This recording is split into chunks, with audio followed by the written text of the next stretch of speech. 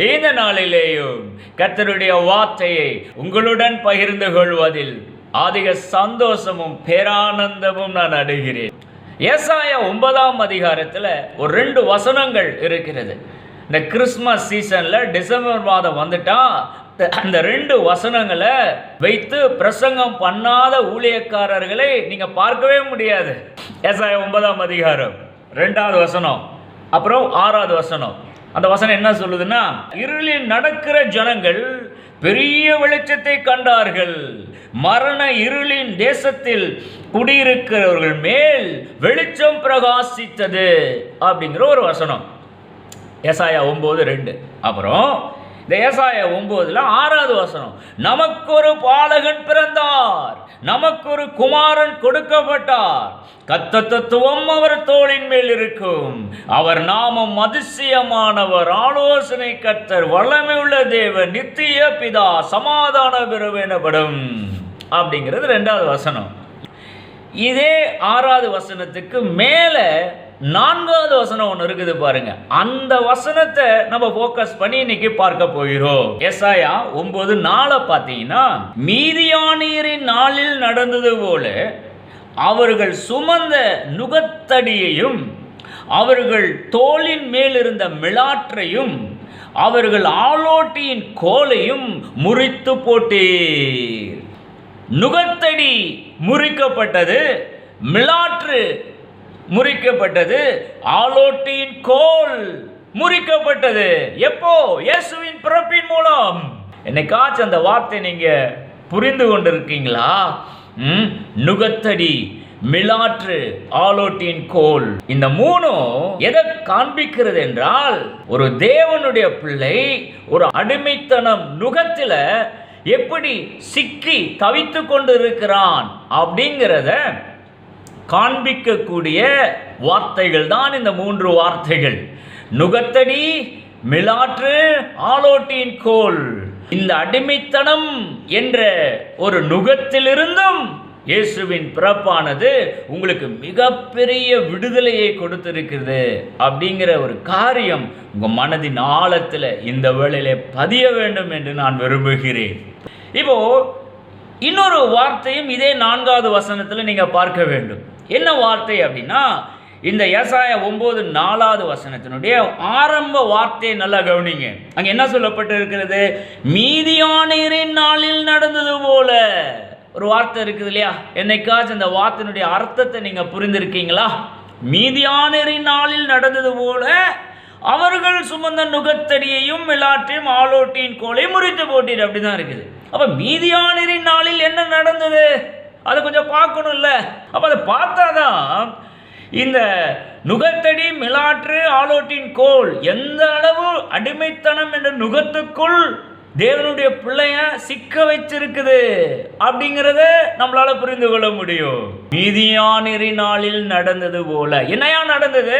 இப்ப நீங்க எங்க போய் வாசிக்கணும்னா, பழைய ஏற்பாட்டில் நியாயாதிபதிகள் 6ஆம் அதிகாரத்தில் 1 6 வரையிலான வசனங்களை நீங்க வாசித்து பார்க்க வேண்டும். வாசி பார்த்தீங்கன்னா, மீதியானியரின் நாளில் என்ன நடந்தது அப்படிங்கிறத நீங்க அங்கே பார்க்கலாம். மீதியானியர்களுக்கு கீழே இஸ்ரவேல் ஜனங்கள் அடிமைகளாய் இருந்தார்கள் அப்படிங்கிற ஒரு தகவல் அங்க சொல்லப்பட்டு இருக்குது. ஏன் அடிமையாக ஆனார்கள் அப்படின்னா, இந்த இஸ்ரவேல் ஜனங்கள் கடவுளுக்கு பிரியமில்லாத வகையிலே காரியங்களை செய்து கொண்டே இருந்ததுனால கடவுள் என்ன பண்ணிட்டாருன்னா, இந்த மீதியானியர் அப்படிங்கிற ஒரு குரூப் ஆஃப் பீப்புளுக்கு கீழே இந்த இஸ்ரவேல் ஜனங்களை ஒப்பு கொடுத்து விட்டார். கடவுளே ஒப்பு கொடுத்து விட்டார் இந்த இஸ்ரவேல் ஜனங்களை, கடவுளுடைய பிள்ளைகளை மீதியானியர்களுக்கு கீழே. அந்த மீதியானவர்கள் என்ன பண்றாங்க அப்படின்னா, இந்த இஸ்ரவேல் ஜனங்களை எக்குன்னு எக்குறாங்க பயங்கரமா. அதாவது இஸ்ரவேல் ஜனங்கள் கஷ்டப்பட்டு அவங்களுடைய விளை நிலத்துல விதைய இட்டு அது செடியா வந்து நிறைய ஈல்ட பார்க்கணும் அப்படின்னு ஆசைப்பட்டு விதைகளை விதைப்பார்கள் தங்களுடைய விளைநிலங்களில். அறுவடையெல்லாம் நல்லா வளர்ந்து அறுக்கக்கூடிய சீசன் வரும்போது இந்த மீதியானியர்கள் போய் அதை அறுத்துட்டு போயிடுவாங்க. விதைக்கிறது இஸ்ரவேல் ஜனங்கள் தங்களுடைய விளைநிலங்களில், அறுக்கிறது யாரு? மீதியானியர்கள் வந்து அறுத்துட்டு போயிடுவாங்க. அநியாயம் இல்லை? என்ன வழி? ஏன் அப்படி நடக்குது அப்படின்னா, இந்த மீதியானியருடைய கையில இஸ்ரவேல் ஜனங்கள் கடவுளால் ஒப்புவிக்கப்பட்டிருக்கிறாங்க. ஏன்? இந்த இஸ்ரவேல் ஜனங்கள் கடவுளுடைய வார்த்தைக்கு கீழ்ப்படியாதவர்களாய் நடந்ததுனால. இஸ்ரவேல் ஜனங்கள் விதைக்கிறாங்க, அறுக்கிறது யாரு? மீதியானியர் அறுத்துட்டு போறாங்க. அதே போல நீங்க உங்க வாழ்க்கையில கஷ்டப்பட்டு விதைக்கிறீங்க, கஷ்டப்பட்டு உழைக்கிறீங்க. உழைப்பின் பலனை வேற ஒருத்தன் எடுத்துக்கொண்டு போகிறானா? கொஞ்சம் செக் பண்ணி பாருங்க. அப்படி எடுத்துக்கொண்டு வேற ஒருத்தன் போகும் பட்சத்துல நான் சொல்லுகிறேன், நீங்க அடிமைத்தனத்துக்குள்ளதான் இருக்கிறீர்கள். நீங்க விடுதலையா இல்ல, சுதந்திரமா இல்ல, கஷ்டப்பட்டு உழைக்கிறீங்க.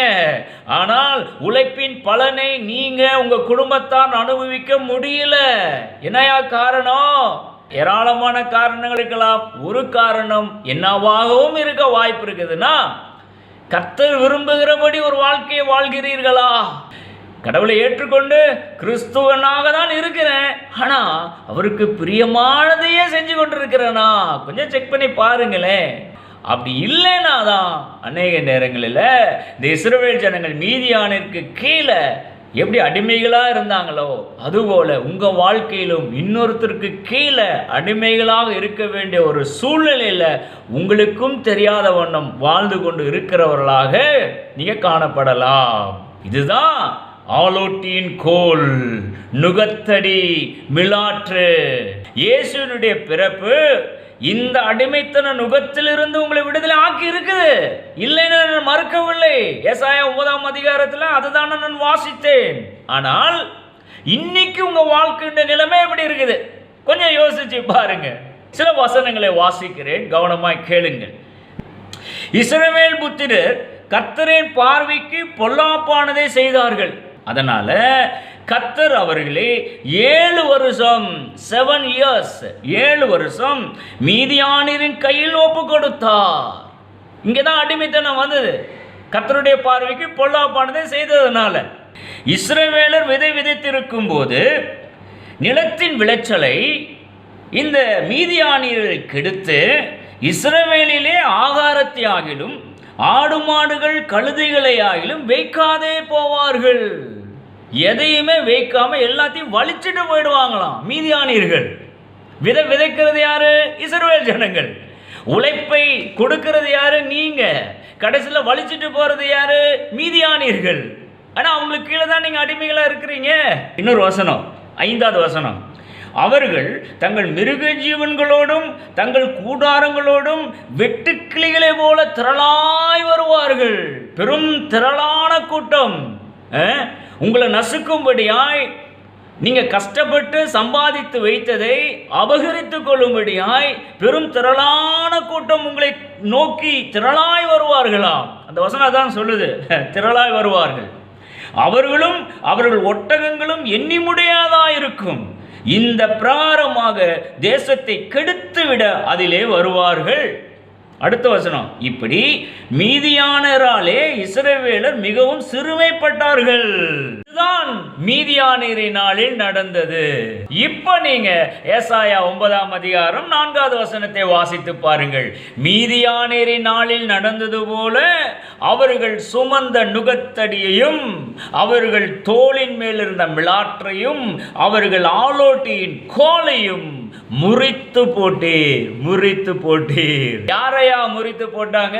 எப்பயா முறித்து போடப்பட்டது?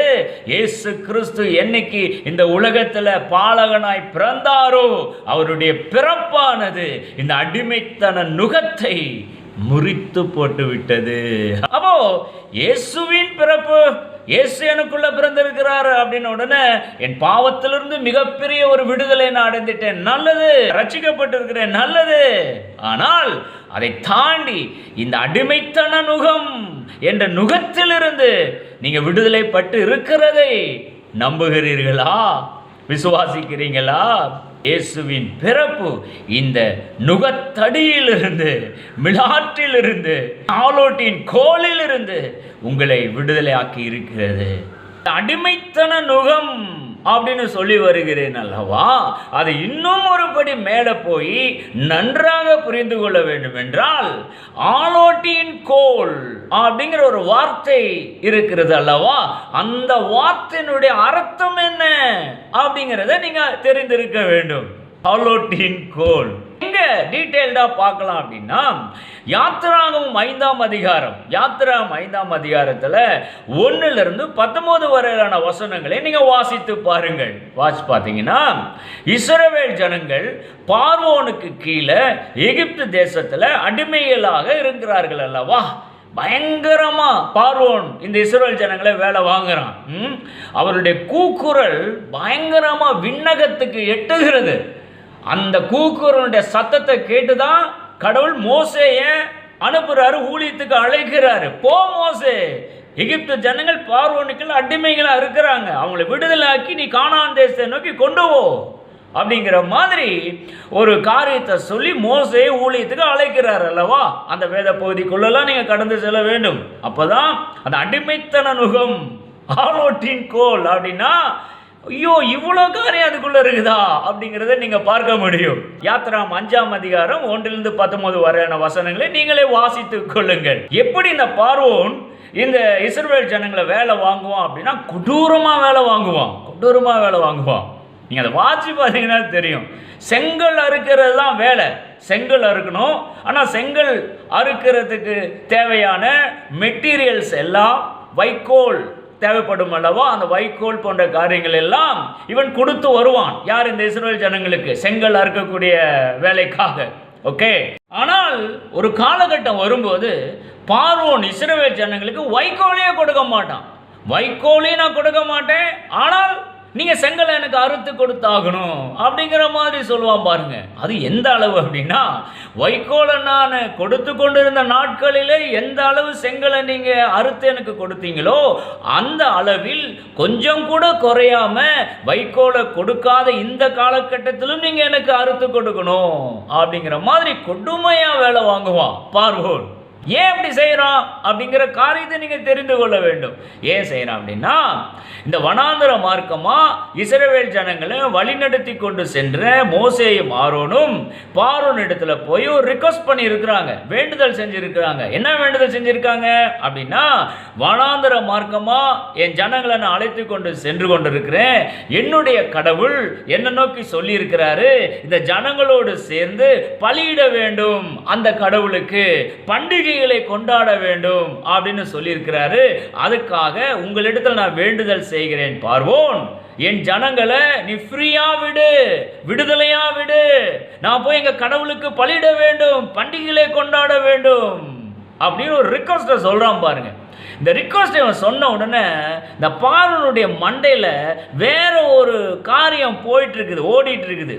என்ன ஓடிட்டு இருக்குது அப்படின்னா, அவன் யோசிக்கிறான், ஆஹா இந்த பயல்களுக்கு வேலை கம்மியா இருக்குது, ஓகே செங்கல் அறுக்கிற வேலை கம்மியா இருக்குது, அதனால தான் சோம்பேறிகளா இருக்கிறாங்க, அதனால தான் இந்த மாதிரி இவங்களுடைய மண்டை ஓடுது. என்னமோ கடவுளுக்கு போய் பலியிடணுமா, பண்டிகையெல்லாம் கொண்டாடணுமா, ஓஹோ பண்டிகையை கொண்டாடுற அளவுக்கு நேரம் இருக்குது அவங்களுக்கு, போடும் மகனே இனி வைக்கோல் உனக்கு கிடையாது, ஆனா செங்கலை நீ அறுத்தாகணும் அப்படிங்கிற மாதிரி இவன் ட்விஸ்ட் ஆயிட்டான், மாறிட்டான் பார்வோன். என்ன பண்ண ஆரம்பிச்சனா, அந்த பார்வோன் தன்னுடைய ஆலோட்டிகள் இருப்பாங்களே, ஆலோட்டிகள் வேட பாருங்க. இதுதான் ஏசாயா 9ஆம் அதிகாரம் 4வது வசனத்துல பார்த்தோம். ஆலோட்டின் கோல் அப்படின்னு பார்த்தோம் இல்லையா, அது இங்கதான் வருது. பார்வோன் என்ன பண்றான், தன்னுடைய ஆலோட்டிகளை வைத்து இந்த இஸ்ரவேல் ஜனங்களுடைய தலைவர்கள பேச வச்சு பயங்கரமா நீ வேலை வாங்கு, அவர்களை சும்மா விடாத, சோம்பேறி பசங்களா இருக்கிறாங்க, சோம்பலா இருக்கிறதுனால தான் என்னமோ கடவுளுக்கு போய் பலியிடணுமாமா, பண்டிகைலாம் கொண்டாடணுமாமா, நேரம் அவங்களுக்கு நிறைய இருக்குது, நேரம் பத்தாத அளவுக்கு வேலையை கூட, வேலை பளுவை அதிகப்படுத்து அப்படிங்கிற மாதிரி பார்வோன் தன்னுடைய ஆலோட்டிகளுக்கு கட்டளையிட்டு இருக்கிறான். இதுதான் ஆலோட்டியின் கோல். இப்ப நான் சொல்லிட்டு இருக்கிற இந்த சமாச்சாரத்தை இந்த வீடியோவை பார்த்து கொண்டு இருக்கிறவங்க, நீங்கள் பணியாற்றுகிற வேலை ஸ்தலம் என்ற அந்த கட்டமைப்பு இருக்கிறது அல்லவா, அந்த கட்டமைப்புல உங்களுடைய செயல்பாடுகள் எப்படி இருக்குது அப்படின்னு கொஞ்சம் யோசிச்சு, நான் இப்ப சொல்லி கொண்டு இருக்கிற காரியத்தோடு கோரிலேட் பண்ணி யோசித்து பாருங்கள்.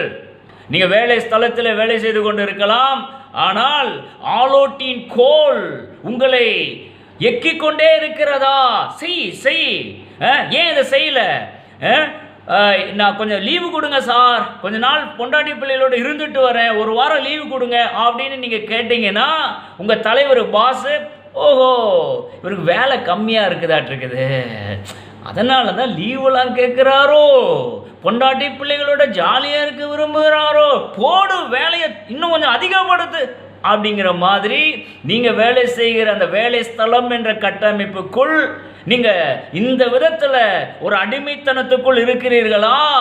கொஞ்சம் கோரிலேட் பண்ணி பாருங்க, யோசிச்சு பாருங்க. நான் சொல்கிறத சாதாரணமாக நினைக்காதீங்க.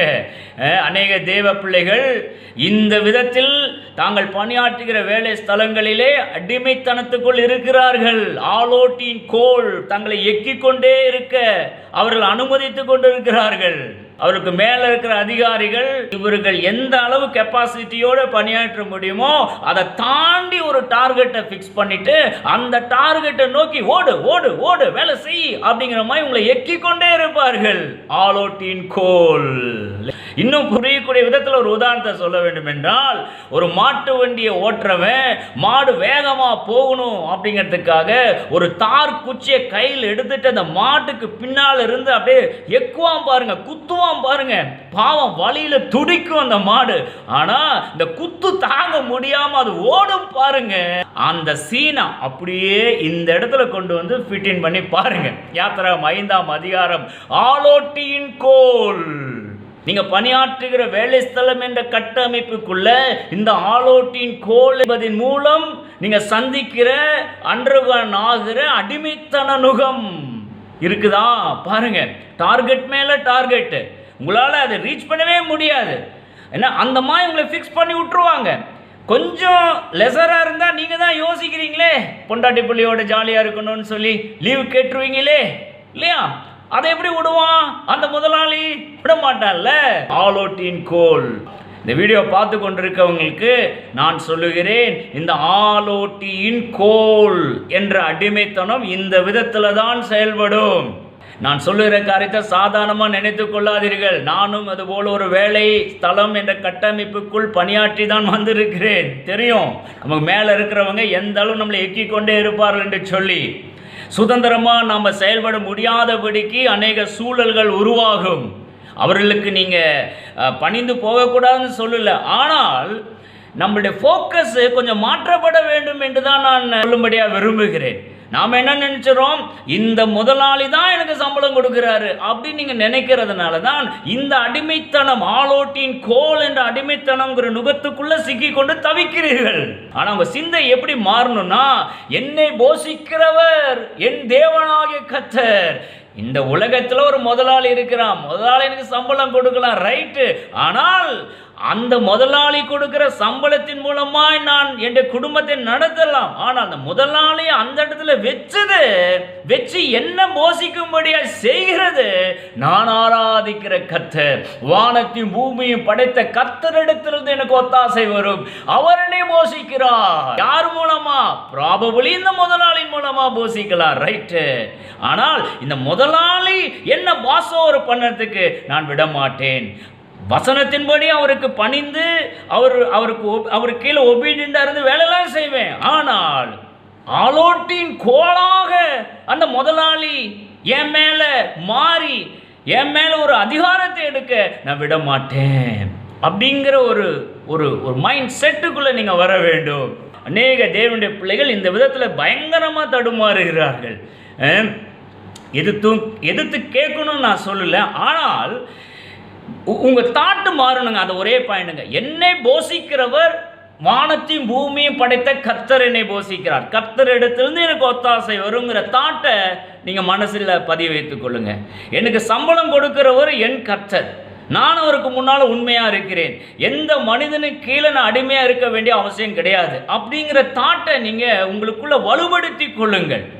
அதே நேரத்தில் அதிகாரத்துக்கு கீழ்ப்படிந்து இருக்க வேண்டாம்லாம் நான் சொல்லலை. வேதவசனம் அதிகாரத்துக்கு கீழ்ப்படிந்து இருக்க வேண்டும் என்று ரோமரில் சொல்லியிருக்குது. அதிலெல்லாம் நான் மாற்றுகிறது இல்லை. ஆனால் இந்த அடிமைத்தனங்கிற அந்த அந்த அந்த எல்லைக்குள்ள மாட்டிக்கொள்ளாதீர்கள் என்பதுதான் வலியுறுத்தும்படியா விரும்புகிறேன். ஏன்னா நல்லா கவனிங்க, இந்த வேலை ஸ்தலம் அப்படிங்கிற இந்த கட்டமைப்புக்குள்ள விடுதலையா, சுதந்திரமா, மகிழ்ச்சியோடு நாம வேலை செய்யணும் அப்படின்னு தான் கடவுள் விரும்புகிறார். ஓகேவா? நான் சொல்றது புரியுதுங்களா? இப்போ நீங்கள் எந்த வேலை ஸ்தலத்தில் வேலை செஞ்சாலும் சரிங்க, ஆலோட்டின் கோல் உங்களே ஆளுகை செய்ய விடாதீங்கப்பா. That's all I want to emphasise. அப்படின்னு என்ன சார் பண்ணணும்? நீங்கள் வேலை செய்கிற இடத்துல ஜாலியாக வேலை செய்யுங்க, நல்ல ஜோம் பண்ணிட்டு, நல்ல தேவனுடைய பிரசன்னத்தில் என்ன வேலையாக இருந்தாலும் சரி, என்னத்த வேலையை கொடுக்க போகிறாரு, எவ்வளோ பெரிய டார்கெட்டாக இருந்தாலும் சரி, கடவுளுக்குள் இருக்க அந்த மன மகிழ்ச்சியோடு வேலை செய்யுங்க. That's all I want to emphasise. அந்த மன மகிழ்ச்சியோடு உங்களால் வேலை செய்ய முடிகிறதா, அதை மாத்திரம் கொஞ்சம் ஃபோக்கஸ் பண்ணி பாருங்க அப்படின்னு நான் சொல்கிறேன். அந்த மனமகிழ்ச்சி இல்லாமல் ஒரு விரக்தியோடு இந்த வேலைங்கிற கட்டமைப்புக்குள்ள நீங்கள் வேலை செஞ்சீங்கன்னா அங்கே தான் அடிமைத்தனம் வந்து விடுகிறது. ஆலோட்டின் கோல் அப்படின்னு சொல்கிறேன் அல்லவா, அந்த சமாச்சாரம் அங்கே தான் வந்து விடுகிறது.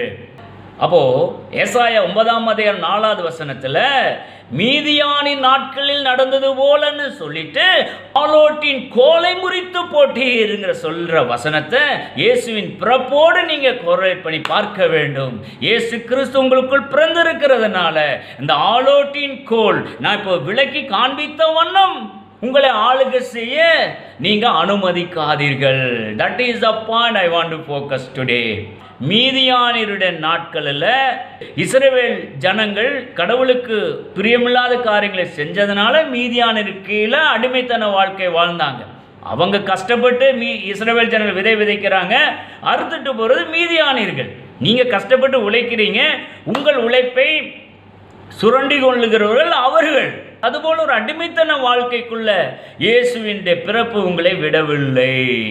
இந்த இன்றைய தகவலை கர்த்தர் ஆசீர்வதிப்பாராக. ஆமென், ஆமென். Praise the Lord. ஹல்லேலூயா. ஆமென்.